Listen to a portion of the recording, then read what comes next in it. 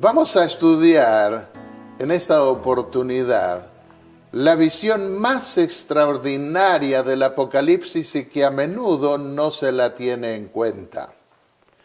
El título de la lección para esta semana es La entronización del Cordero. Sin embargo, no encontramos ninguna evidencia de una entronización en la descripción de la escena que aparece en Apocalipsis 5. Y siendo que el acto que allí se da tiene que ver con la recepción del libro del reino de parte del Cordero al concluir el juicio en el lugar santísimo del templo celestial, preferimos titular esta lección La investidura del Cordero. Siendo que esta es la visión central del Apocalipsis y que los componentes de la corte del juicio reaparecen siempre al final en las demás visiones de Juan.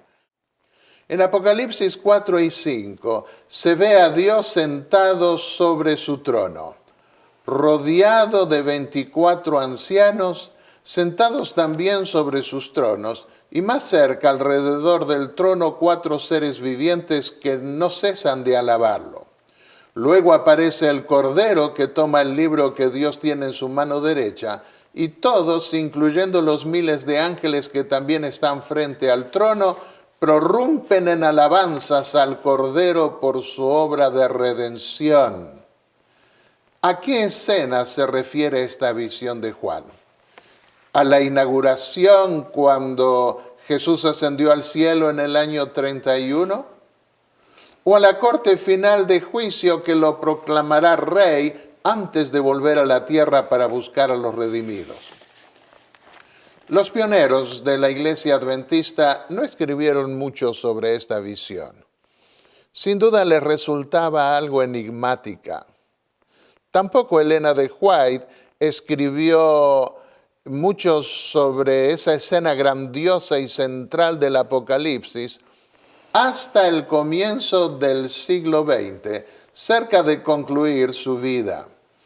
En ese entonces comenzó a revelarle Dios la importancia y significado de esa visión.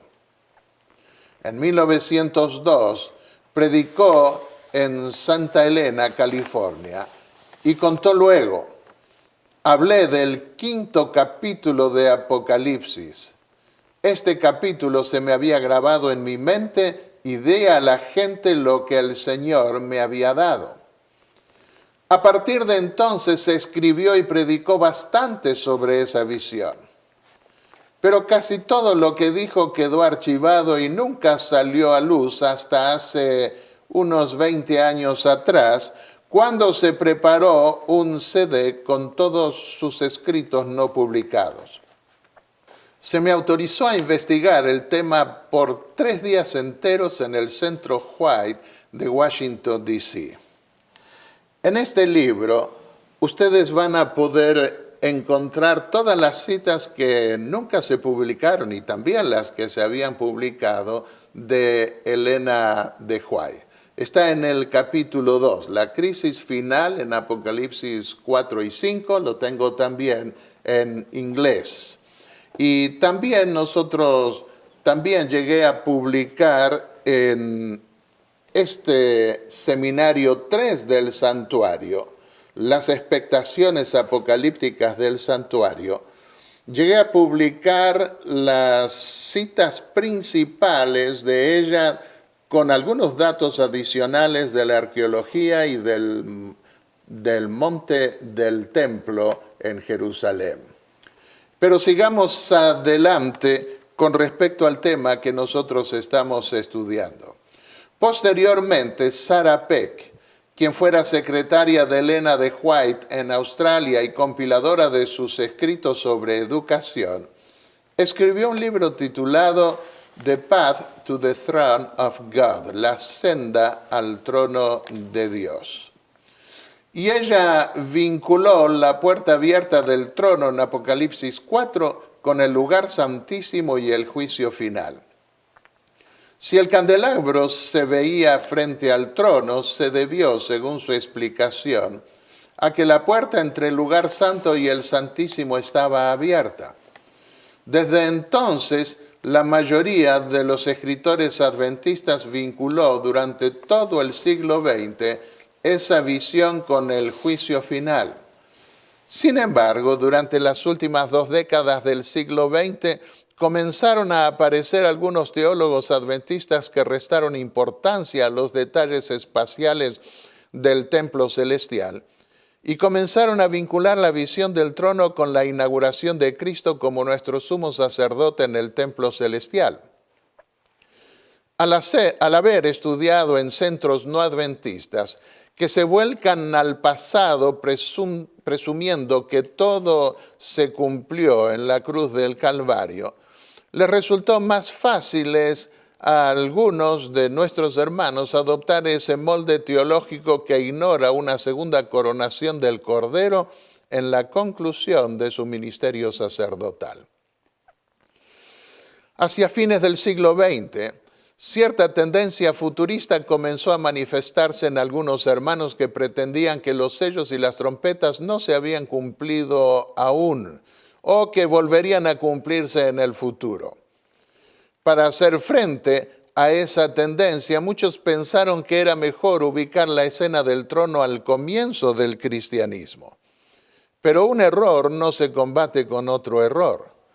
Por otro lado, al leer la descripción que Elena de White dio en su libro Deseado de todas las gentes sobre la recepción inaugural de Cristo en el templo del cielo, en donde refiere el trono de Dios rodeado de un arco iris y a los ángeles cantando alabanzas del Hijo de Dios, dedujeron que ella estaba aplicando la visión de Apocalipsis 4 y 5 a esa ceremonia inaugural.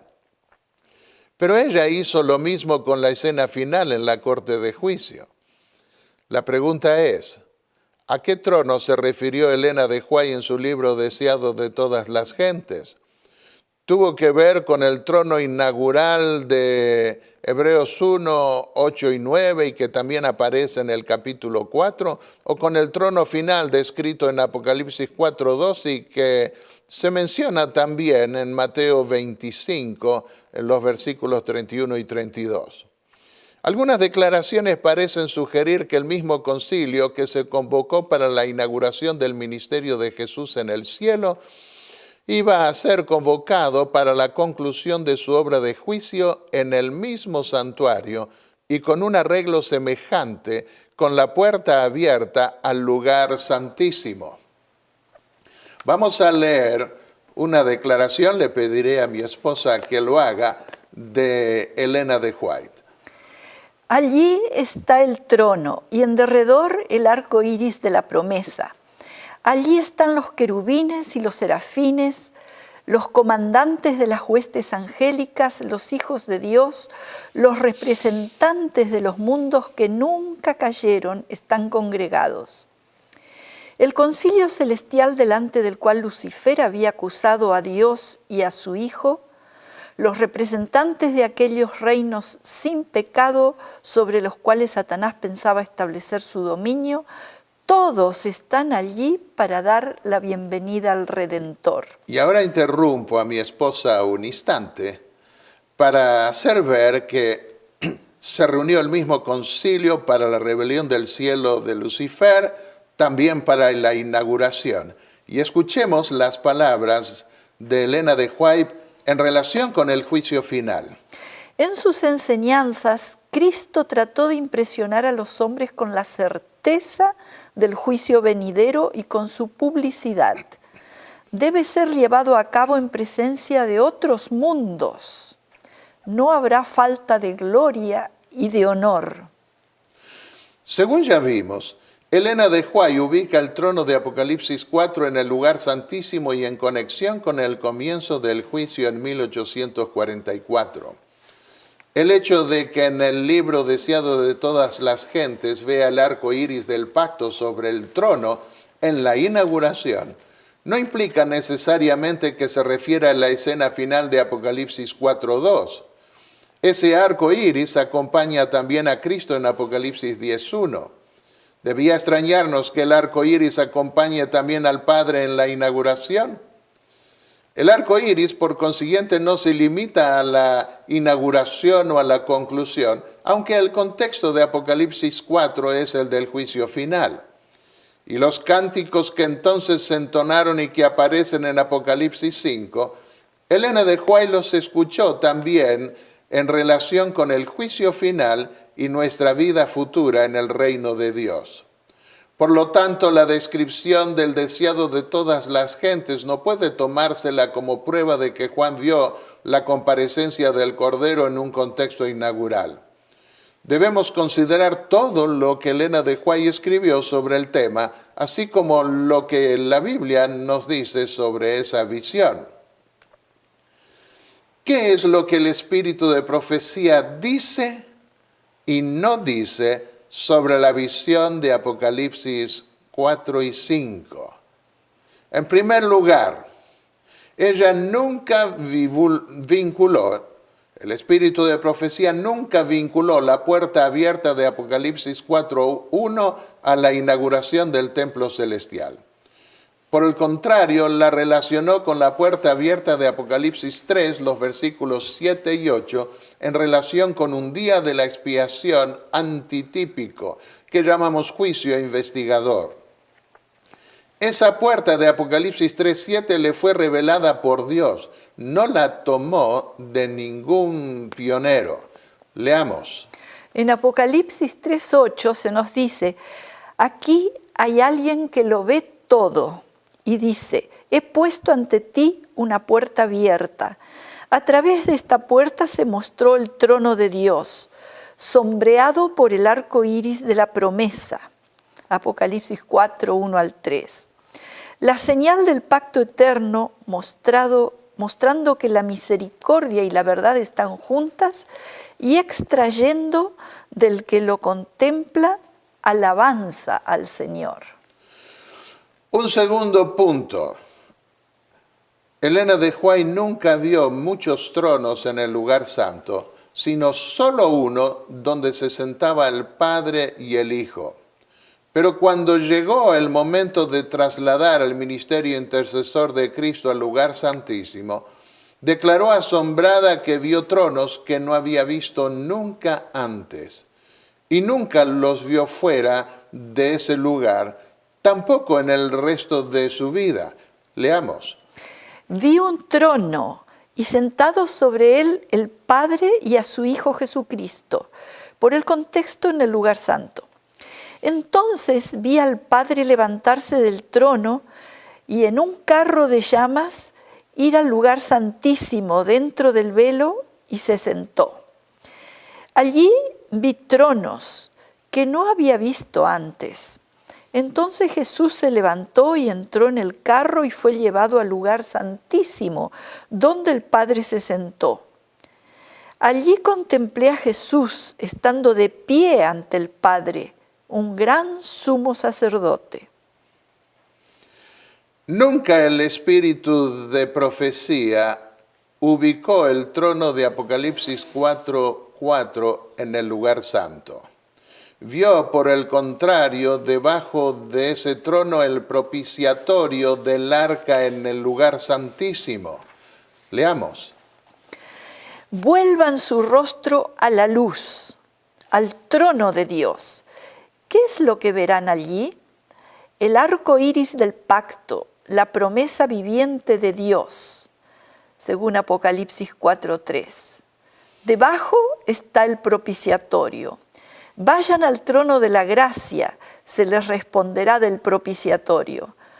Toda vez que venimos al trono de Dios pidiendo la misericordia, podemos mirar hacia arriba y contemplar el arco iris de la promesa y encontrar en él la seguridad de que nuestras oraciones serán respondidas. Nunca el espíritu de profecía proyectó la toma y posesión del libro sellado, así como su apertura a un acto sacerdotal inaugural de Cristo. Siempre ubicó esa ceremonia en el futuro, en la conclusión de su obra mediadora en el templo celestial. Otra vez, confirmémoslo con la declaración literal de Elena de White. El tiempo vendrá cuando todos lo alabarán, diciendo, tú eres digno de tomar el libro y abrir sus sellos. Digno es el Cordero que fue muerto de recibir poder, riqueza, sabiduría, fuerza, honor, gloria y bendición. Su decisión, no tenemos rey sino a César, su sangre sea sobre nosotros y sobre nuestros hijos, fue registrada en el libro que Juan vio en la mano de aquel que se sienta en el trono, el libro que ningún hombre podía abrir. Con todo su carácter vindicativo aparecerá esta decisión delante de ellos, de los judíos, el día en que este libro sea abierto por el león de la tribu de Judá. Podemos comparar estas declaraciones con Deuteronomio, el capítulo 31, y también con los evangelios, donde se muestra que habría un juicio en el futuro. Pero veamos una declaración más. Este espantoso clamor ascendió al trono de Dios. Esa sentencia que pronunciaron sobre sí mismos fue escrita en el cielo. Esa oración fue oída. Terriblemente se habrá de cumplir esta oración en el gran día del juicio. Un quinto aspecto, nunca vinculó Elena de White el trono de David con el trono sobre el que se sentó Cristo al ascender al cielo. Por el contrario, Elena de White fue enfática al decir que el trono de David no le sería dado sino al concluir su obra mediadora en el templo celestial. Veamos esta declaración. Se sentará y reinará sobre su trono, siendo sacerdote sobre su trono, no todavía sobre el trono de su gloria. El reino de gloria no le ha sido dado aún. Solo cuando su obra mediadora haya terminado, le dará el Señor Dios el trono de David su padre, un reino del que no habrá fin. Esto no ocurrirá antes que Jesús haya concluido su oficio sacerdotal en el santuario celestial. Depuesto su ropaje sacerdotal y puesto sobre sí sus ropas más reales, coronado. Pude contemplar a Jesús levantándose de su trono de mediación e ir al lugar santísimo como el esposo para recibir su reino. Entonces vi que Jesús se despojaba de sus vestiduras sacerdotales y se revestía de sus más regias ropas. Llevaba en la cabeza muchas coronas, una corona dentro de otra. Rodeado de la hueste angélica, dejó el cielo. Un sexto punto de lo que Elena de White dijo y no dijo. Nunca negó ella que la visión de Apocalipsis 4 y 5 estuviese relacionada con el juicio final. Al contrario, lo afirmó categóricamente. Entre las numerosas citas que junté en mi libro, les comparto aquí la siguiente. Leemos de un libro en el Apocalipsis que estaba en la mano de uno. Allí se lo vio y nadie podía abrir el libro, y había gran lamentación y llanto y agonía, porque no podían abrir el libro. Pero uno dice, aquí hay uno, el león de la tribu de Judá, él puede abrir el libro. Él toma el libro y entonces, ¡oh, qué regocijo había! Se abrió el libro y ahora puede ser leído, y cada caso será juzgado según las cosas que están escritas en el libro. Ya que estamos hablando del libro sellado, corresponderá que ampliemos un poco el tema al tocar el libro de la ley en el juicio milenial. Mientras que los pecados confesados son borrados de los libros celestiales en el juicio preadvenimiento o juicio investigador, las buenas obras de los justos no serán borradas. Esas obras hermosearán la ciudad de Dios y serán motivo de alegría entre los redimidos. Escribió el apóstol lo siguiente. Regocijémonos y alegrémonos y démosle gloria porque las bodas del Cordero han llegado y su esposa se ha preparado. Y a ella le fue concedido vestirse de lino fino, resplandeciente y limpio, porque el lino fino son las acciones justas de los santos. Apocalipsis 19, 7 y 8. El libro de la ley, junto con el de las buenas obras, vindicará a los redimidos durante el juicio milenial, en contraste con las malas obras que condenarán a los malvados. Fue escrito el libro de memoria delante de él para los que temen a Jehová y para los que piensan en su nombre. Y ellos serán míos, dice el Señor de los ejércitos, el día en que yo prepare mi tesoro especial. Entonces volveréis a distinguir entre el justo y el impío, entre el que sirve a Dios y el que no le sirve. Malaquías 3, 16 al 18. Y vi a los muertos, grandes y pequeños, de pie delante del trono, y los libros fueron abiertos. Y otro libro fue abierto, que es el libro de la vida. Y los muertos fueron juzgados por lo que estaba escrito en los libros según sus obras. Apocalipsis 20:12. Después que los santos hayan sido transformados en inmortales y arrebatados con Jesús, después que hayan recibido sus arpas, sus mantos y sus coronas y hayan entrado en la ciudad, se sentarán en juicio con Jesús. Serán abiertos el libro de la vida y el de la muerte. El libro de la vida lleva anotadas las buenas acciones de los santos y el de la muerte contiene las malas acciones de los impíos. Estos libros son comparados con el de los estatutos, la Biblia, y de acuerdo con ella son juzgados los hombres. Todo verdadero conocimiento obtenido en esta vida será retenido por nosotros en el cielo. Allí se perfeccionará nuestra educación. En la nueva tierra, Cristo nos conducirá a la orilla de las aguas vivientes y nos explicará los pasajes oscuros de la Escritura que nunca habíamos sido capaces de entender. Todas sus providencias serán hechas entonces plenas. Dios sabe que no hemos sino comenzado a estudiar su palabra. Sabe que muchos tienen solo un conocimiento superficial de la verdad. Cuando lo sigamos por doquiera que vaya en la familia de los redimidos arriba, nos abrirá los misterios de su palabra. Nos mostrará la belleza y el encanto de su palabra que ahora no entendemos ni a la mitad. Entonces arrojaremos nuestras relucientes coronas a sus pies y tocando nuestras arpas de oro llenaremos todo el cielo con rica música, cantando: digno es el Cordero que murió y que vive otra vez, un conquistador triunfante. Demos otra mirada ahora a algunas especificaciones claves que encontramos en la visión del trono y en la investidura final del Hijo de Dios.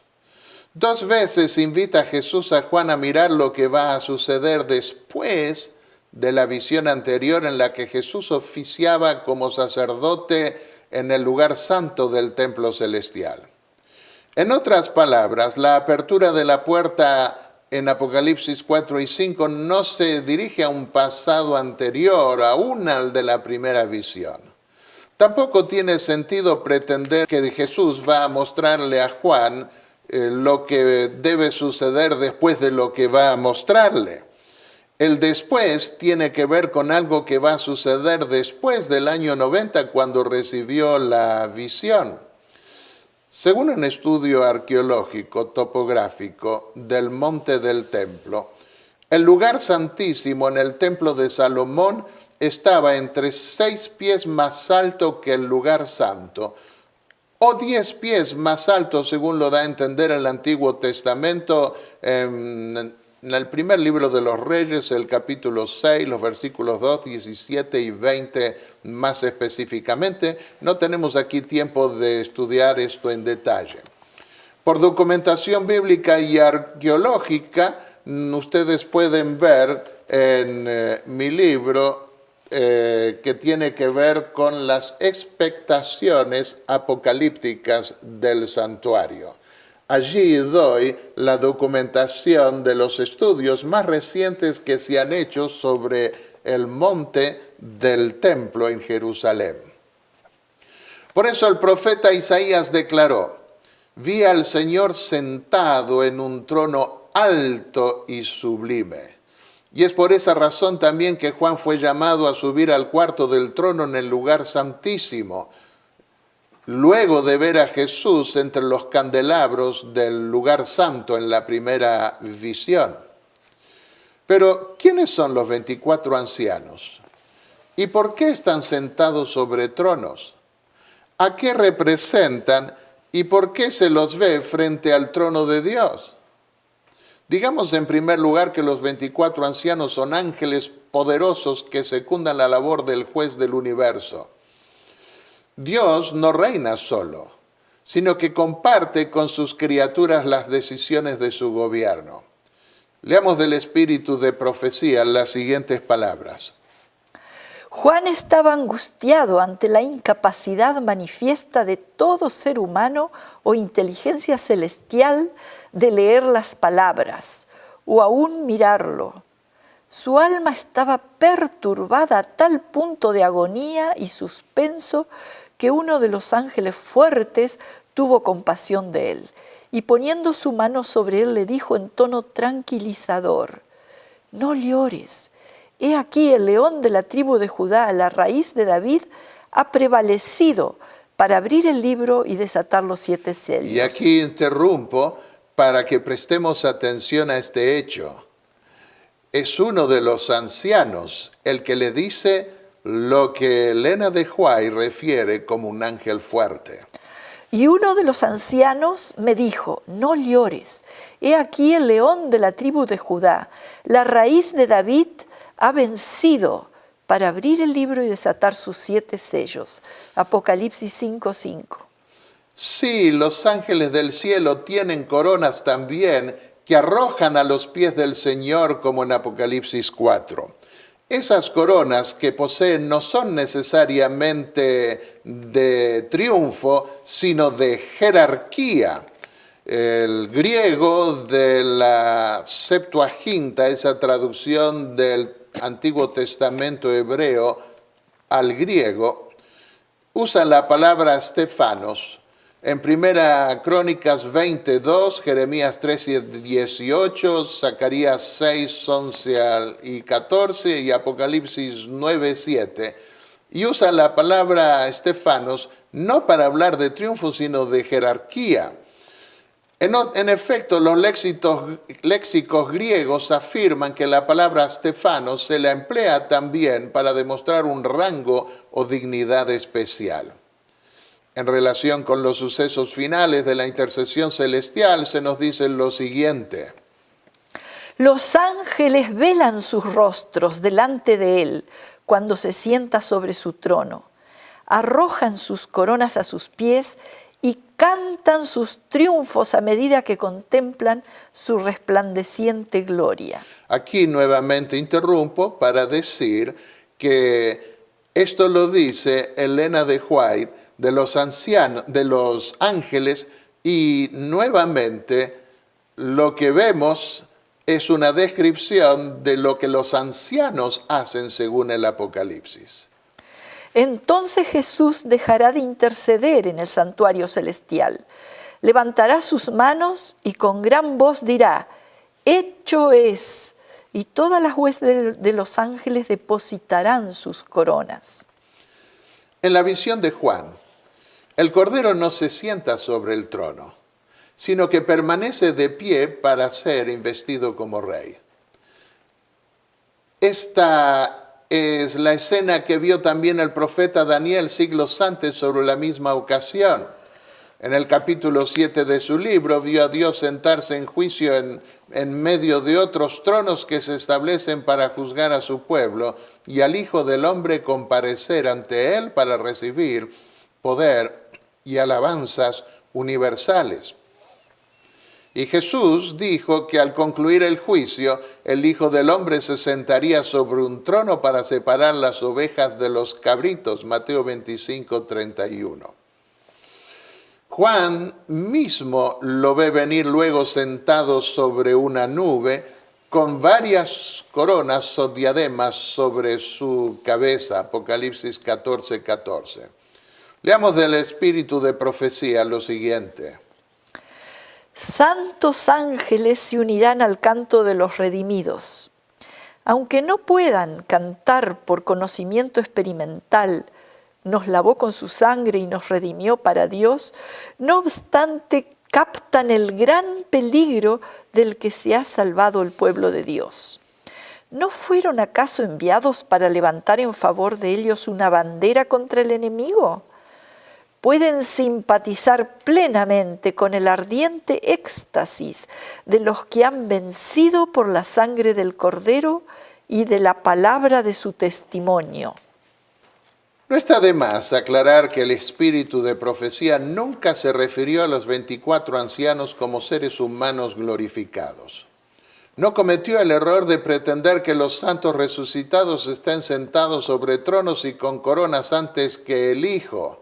Según algunos presumen, se hubiese sentado y hubiese sido coronado en la inauguración de su sacerdocio celestial. Ni tampoco podían aparecer sentados esos ancianos con tan alto honor en una corte final que tiene como propósito juzgar al pueblo de Dios, incluidos ellos mismos.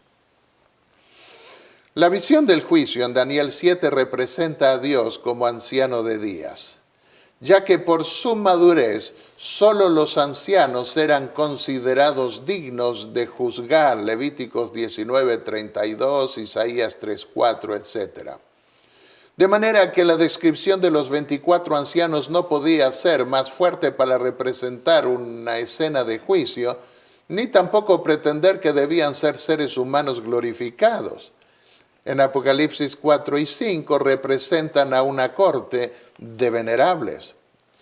En efecto, en Mateo 5:22, Jesús anticipó que habría un Sanedrín celestial. Literalmente dice Sanedrín, algunas versiones traducen concilio, lo que nuevamente apunta a ángeles, no a seres humanos. El Sanedrín judío estaba compuesto por cortes de 24 ancianos en cada ciudad y 3 cortes de 24 ancianos en Jerusalén, aunque a menudo indicaban 23 ancianos y 70 o 71, el común denominador era 24. En otras palabras, los 24 ancianos son una réplica de la corte de David, que estaba compuesta por los ancianos o jueces que se sentaban para juzgar sobre tronos junto a él. Salmos 122, 4 y 5. También Jesús anticipó que en la corte final el Hijo iba a ser glorificado y honrado como lo era el Padre. San Juan 5, versículos 22 y 23. ¿Qué más debía decirse para proyectar la escena de juicio final en la visión central de Apocalipsis que estamos estudiando? Los títulos dados al Cordero no son sacerdotales, sino reales. El león de la tribu de Judá, la raíz de David. Y aunque el término cordero es en referencia al cordero que era sacrificado en el templo, aquí no funciona ese título como un título sacerdotal. Les puedo probar esto al leer Apocalipsis 17:14, si ustedes leen allí, por ejemplo, porque Juan lo aplica a Cristo después que concluyó su obra sacerdotal. Al describir una de sus primeras visiones, Elena de White escribió, en efecto, vi que Jesús se despojaba de sus vestiduras sacerdotales y se revestía de sus más regias galas. Llevaba en la cabeza muchas coronas, una corona dentro de otra. Rodeado de la hueste angélica, dejó el cielo. Preguntémonos, si el Señor le estaba mostrando a Juan una visión inaugural, ¿por qué se puso a llorar cuando ve que no había nadie ni en el cielo ni en la tierra que fuese digno de tomar el libro y abrir sus sellos? Apocalipsis 5, versículos 3 al 5. Juan sabía que Jesús había vencido y que se había sentado a la diestra de Dios 60 años antes. Había sido testigo de ello al recibir el Espíritu Santo en el Pentecostés. Pero ahora llora porque está ante una situación diferente. Es la escena misma del juicio y el libro que garantiza la herencia de los redimidos está sellado. ¿Por qué no aparece el Señor en su momento tan crucial para abrirlo? David fue ungido por los ancianos, 2 Samuel 5:3, 1 de Crónicas 11:3, quienes a su vez determinaban en juicio quiénes serían admitidos en la ciudad en donde los que eran perseguidos buscaban refugio. Josué 20, versículos 1 al 5. Por esto en Apocalipsis 5 son los ancianos los que aclaman al Cordero cuando recibe el libro que lo hará rey, y lo alaban por haber hecho dignos de reinar con él a quienes rescató con su sangre. En otras palabras, de ser admitidos en la ciudad de Dios. El texto griego de Apocalipsis 5 no sugiere que el libro sellado está sobre el trono a la diestra de Dios, sino que afirma específicamente que está en la mano del que está sentado sobre el trono. Lo buscamos en Apocalipsis 1, 17, 20 y el capítulo 2 y el versículo 1, donde se usa el mismo término griego, dexios. Fuera del Apocalipsis encontramos el mismo término en Mateo 6:3, 27, 29 y en Gálatas 2:9. Claramente referido de nuevo a la mano, aunque tampoco aparece el término cheiros, que significa mano. Jesús mismo también, mediante el espíritu de profecía, explica ese pasaje diciendo lo siguiente. Allí, en su mano abierta, yace el libro. Juan vio en la mano de aquel que se sienta sobre el trono el libro que ningún hombre podía abrir. ¿A qué libro se refiere Juan? Al libro del pacto, que era a su vez el libro de la herencia que Dios ordenó colocar al lado del arca del pacto donde estaba el trono de Dios en el templo terrenal. Ese libro debía permanecer allí sellado como testimonio en el juicio contra los violadores del pacto. Cuando se coronaba un descendiente de David, se le daba el libro de la ley, Deuteronomio 17, versículos 18 y 19. La entrega del padre a su hijo del libro de la ley implica, por consiguiente, la transferencia del reino simbolizado por el reino de David, que debía tener lugar al concluir el juicio. Es el Padre quien le confiere al Cordero la facultad de ser rey, y esto se lo representa gráficamente, como en la antigüedad cuando se investía un rey sobre su pueblo, al darle el libro sellado que ningún otro ser, ni en el cielo ni en la tierra, puede abrir. En otras palabras, esa asunción no la toma el Cordero por su propia cuenta.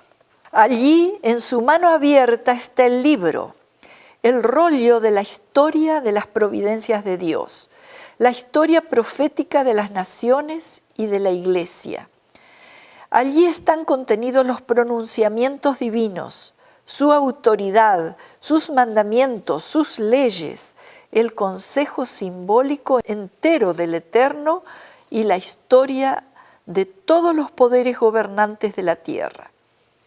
El lenguaje simbólico se encontraba en ese rollo la influencia de cada nación, lengua y pueblo, desde el principio de la historia de la tierra hasta su cierre. Y antes de leer la siguiente cita, yo quiero llamarles la atención al hecho de que Elena de White se refiere a la Biblia en términos semejantes a los que acabamos de leer sobre ese libro sellado que está en el cielo. En Historia y Profecía, la palabra de Dios describe el largo y continuado conflicto entre la verdad y el error. Los 4 seres vivientes estaban esculturalmente representados en el lugar santísimo del templo de Salomón. A los 2 querubines que Moisés había hecho labrar en oro sobre el arca del pacto, Salomón agregó 2 querubines más que mandó poner a los 2 extremos del lugar santísimo. Todo apunta de nuevo a una escena que no se desarrolla a lo largo de la dispensación cristiana, sino al final, con la apertura de la puerta al lugar santísimo. Un detalle más. El Cordero aparece con 7 ojos antes de recibir el libro que lo facultará para ser rey, y antes de la aclamación de los 4 seres vivientes y de los ancianos. Esto prueba que esa facultad la recibió antes, no en la escena que se le muestra ahora al apóstol, por lo cual se hace difícil imaginarse con esa descripción un derramamiento inaugural del Espíritu Santo como en el Pentecostés. Además, el Espíritu Santo es una persona, no 7. Los 7 espíritus parecen referirse allí a 7 ángeles mediante los cuales opera, sin duda, el Espíritu también. Juan vio en su introducción al libro del Apocalipsis los 7 espíritus delante de su trono, Apocalipsis 1, versículos 4 y 5. Porque la intención de Cristo es que todas las iglesias pongan la mirada en el juicio final que pasa a revelarse en la segunda visión en Apocalipsis 4 y 5. La descripción de los 7 espíritus que se relacionan con los ojos del Cordero tiene su contraparte en la visión de Zacarías 1, los versículos 10 al 11, donde se le explica al profeta que son los que el Señor ha enviado a recorrer la tierra, para decirle al ángel del Señor, para darle al ángel del Señor un reporte de lo que vieron. El profeta toma la figura del sistema de información que tenía la administración persa, cuyos informantes eran llamados los ojos del rey. De manera que más que proyectar un derramamiento del Espíritu Santo, la visión de los 7 ojos apunta a revelar la omnisciencia del Cordero, que se percibe en forma concreta en el ministerio de quienes son los ojos del Señor, esto es, los 7 ángeles. Algo semejante puede percibirse en los cuernos del Cordero, que representan su poder omnipotente, ya que el número 7 es símbolo de algo completo.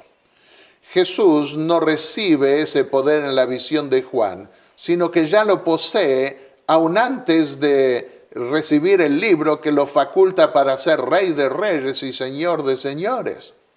Apocalipsis 5:6 refiere simplemente el papel que esos ángeles desempeñan como enviados del Señor. Algunas versiones traducen el texto como habiendo sido enviados a toda la tierra, una traducción literal, Berean Literal Bible en inglés. Otra versión, la de Good News Translation, han sido enviados por toda la tierra, como algo que sucedió antes.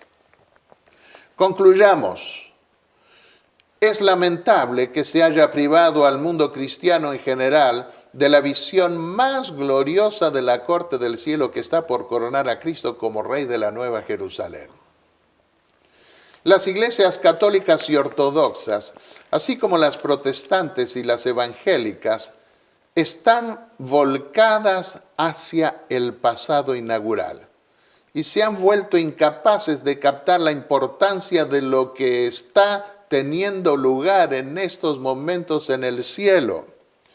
Debido a la obstinación de querer ser como otros cristianos que no tienen la luz que Dios dio a la iglesia adventista, algunos hermanos están también perdiendo de vista o empequeñeciendo la visión de la coronación final tan gloriosa de Jesús como Rey de Reyes y Señor de Señores. Leamos una cita más del Espíritu de Profecía sobre la visión de Apocalipsis 5, cuyo contexto es de nuevo claramente el del juicio. ¿Qué hará el tal el día en que los libros se abran y cada ser humano sea juzgado según las cosas escritas en los libros? El quinto capítulo del Apocalipsis debe estudiarse con atención. Es de gran importancia para todos los que tendrán una parte que cumplir en la obra de Dios para estos últimos días. Hay algunos que están engañados, no se dan cuenta de lo que está por venir sobre la tierra. A menos que hagan un cambio decidido, se hallarán faltos cuando Dios pronuncie juicio sobre los hijos de los hombres. Han transgredido la ley y quebrado el pacto eterno, y recibirán de acuerdo a sus obras. La visión de Apocalipsis 4 y 5 es de suprema importancia hoy, debido a que mientras que los hombres en la tierra se preparan para honrar al anticristo, lo vemos en Apocalipsis 13, versículos 3 y 4, en el cielo todos los ángeles se preparan para honrar al Creador y al Redentor, Apocalipsis 4 y 5. Esa visión es más relevante hoy que nunca porque debe llevarnos a contemplar y glorificar a Dios y a su Hijo en armonía con la proclamación de su gloria en el cielo. Apocalipsis 14, 7, temed a Dios y dadle gloria. Necesitamos saber que pronto estaremos frente a Dios, frente a Cristo y a los 4 seres vivientes, así como frente a los ángeles del cielo en la corte celestial. Lo vemos en Apocalipsis 7, versículos 9 al 12, Apocalipsis 14, versículos 1 al 3, Apocalipsis 19, versículos 1 al 8. También aparecen en Apocalipsis 11, versículos 15 al 19. Podemos realmente imaginarnos lo extraordinario y tremendo que será eso. Preparémonos para ese evento glorioso que nos aguarda.